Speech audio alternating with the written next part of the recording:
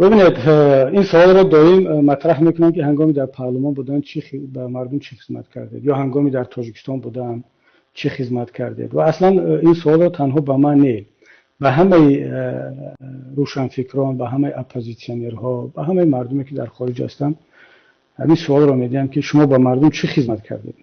من همیشه میگم که دوستان عزیز، من در وقتی در تاجیکستان بودم اول تا سال 2005 در کمیسیون آشتی ملی خدمت کردم. در اون سالهایی که همه جنگ بود، سلاح بود، من عضو کمیسیون آشتی ملی بودم، یاور رئیس کمیسیون آشتی ملی بودم. اینا همه شاید خدمت بزرگ نباشن، اما طول 3 سال از سال 97 تا سال 2000 واقعا کاری آسان نبود در کمیسیون آشتی ملی. و اون کسانی که عضو کمیسیون آشتی ملی بودن تنها چند نفرشون موندن، اکثریت با سبب‌های از دنیا رفتن، خداوند جاشون جنت کند. ولی حالا ما رو نه، ما جوان هستیم و جوان بودیم، شو جوانترین عضو کمیسیون آشتی ملی بودم. ما رو نه، ولی اونایی که زنده موندن من خواهش میکنم که قدردانی کنن، به قدر آنها برسن، واقعا زحمت کشیدن. من فقط هم ندارم که خدمت رو بگم، هم فقط دوستان بدانن که چیکار کردیم.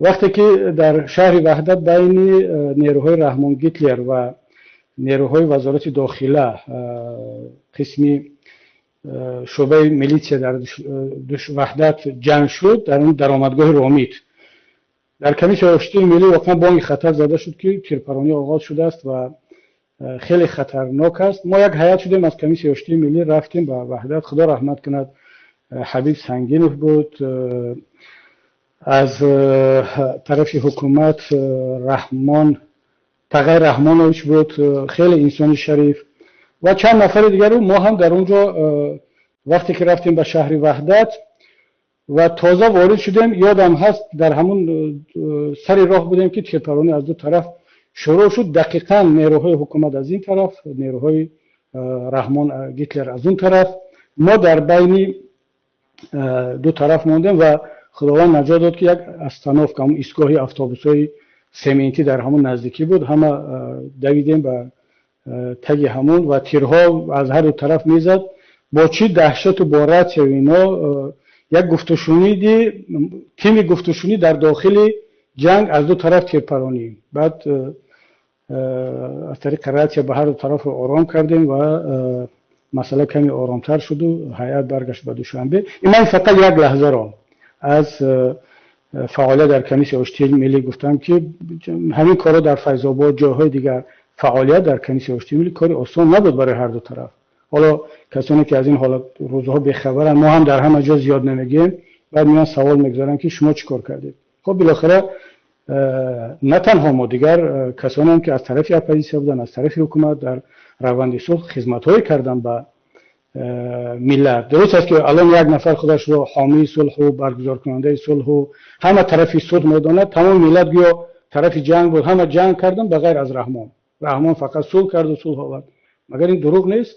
دیگران رفتن در زیر تانک تو ایستادن، دیگران رفتن صلح انداختند، نزد بیریکا میرفتن، نزد قماندان‌های خب طرف حکومت میرفت، طرف اپوزیسیون میرفتن. رحمان که در کابینت شتا بود، یک مرتبه با اونم زیر کفالت و ضمانت احمد شاه و استاد ربانی خدا رحمتشون کنه و استاد نوری کفالت دادن، یک بار خوسته با هواپیما پرواز کرد، با چرخبال رفت، تمام دنیا را پر میکند که این ریسک کرد و این فلان کرد.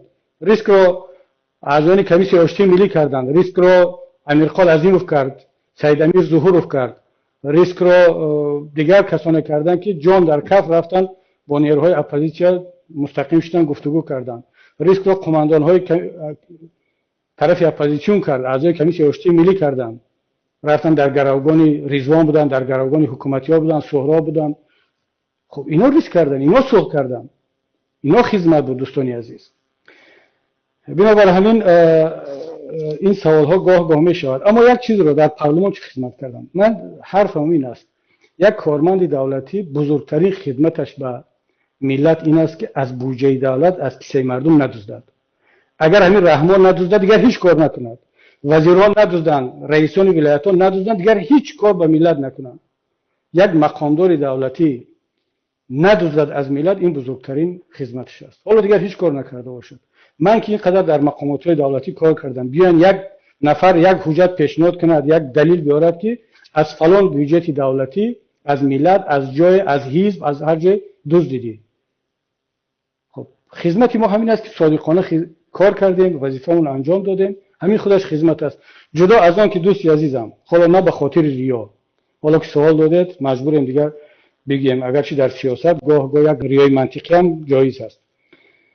خب من حداقل اون کسانی که حالا هستند صدها نفر رو از پول خودم به خارج برای دانشجویان روان کردم. کدام یک منصبدار دولتی رو شما دیدید که به ملت چه خدمت کرد؟ به دانشجویان. حالا شما شاید فکر کنید که دانشجویان به کشورهای اسلامی رفتن، شاید یک مقدارش رو فرستاده باشن به کشورهای اسلامی که در ازهر بخوانن، در دانشگاه دیگر، اما هستن جوانانی که تا امروز در دانشگاه سن پترزبورگ خواندن، اسپیرانتورا تمام کرده استادن، در مالزی خواندن، در اروپا خواندن و سلام میفرستن، پیام میفرستن، تشکر میگن. اگر اونا هم که ندونن، خداوند شاهد است، دید است که ما چقدر پول خرج کردیم برای دانشجویان، شاید شمارش صدها نفر باشد. مگر این خدمت نیست؟ کدام حزب را و کدام گروه را، شخصیت سیاسی را شما میدونید که در تاجیکستان در سال 2013 از پول خودش مکتب ساخته است؟ در تاجیکستان حزب خلق دموکراتی از پول خودش ساخت یا حزب دیگرش؟ حزب نهضت اسلامی تاجیکستان در ناحیه قمسنگیر از پول خودمان ما مکتب ساختیم. برید از رئیس ناحیه قمسنگیر پرسید، از کسانی که این کار را دیدن بپرسید که نهضت اسلامی تاجیکستان مکتب ساخت. ما فقط مدرسه و مسجد نساختیم، اگر این چی وظیفه مسلمانیمان هست.